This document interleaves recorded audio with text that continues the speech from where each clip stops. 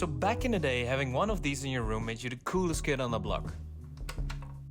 I remembered us recording all kinds of nonsense on it as kids. I wish I had a cassette tapes of it, but whatever. Fast forward to now, and I recently mentioned to a friend the nostalgia it had, and he actually got me this one as a gift he found on like an online marketplace. The cassette drive's worn out now, but instead of letting it go to waste, I'm going to give it a second life as a gritty lo-fi guitar amp. How? The idea is simple. We're wiring a 6.3mm input jack directly to the cassette head leads.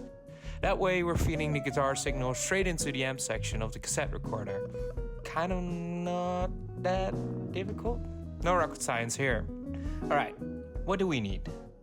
Luckily the parts list is very short. We'll need the cassette recorder, of course, some kind of power source, in this case batteries, 2 jumper cables, a 6.3mm instrument jack, heat shrink. That's it for parts, I guess, so it's not a lot. Of course, you also need a soldering iron, some solder, miscellaneous pliers and screwdrivers. Oh, and a drill. But that's it really.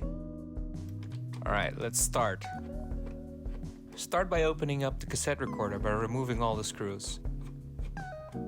There might be a couple screws hidden in the battery compartment if it doesn't open up.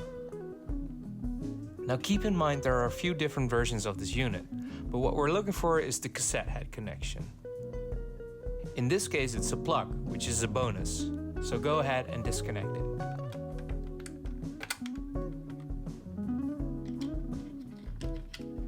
Next we'll make the jack input assembly. On each jumper wire remove one of the connectors. Solder the 2 jumper wires to the tip and sleeve of the 6.3mm jack plug, leaving the connectors at the open end. We'll use those to reconnect the cassette head plug. This way the mod stays completely reversible. Then we'll figure out where the black and red wires from the original plug were connected and attach the new jack assembly to those same points. That's it. It's really that simple.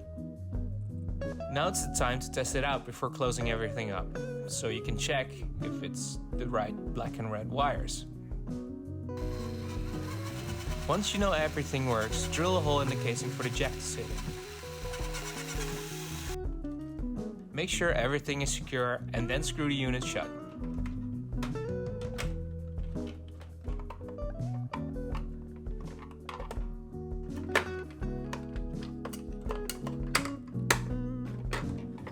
And there you have it.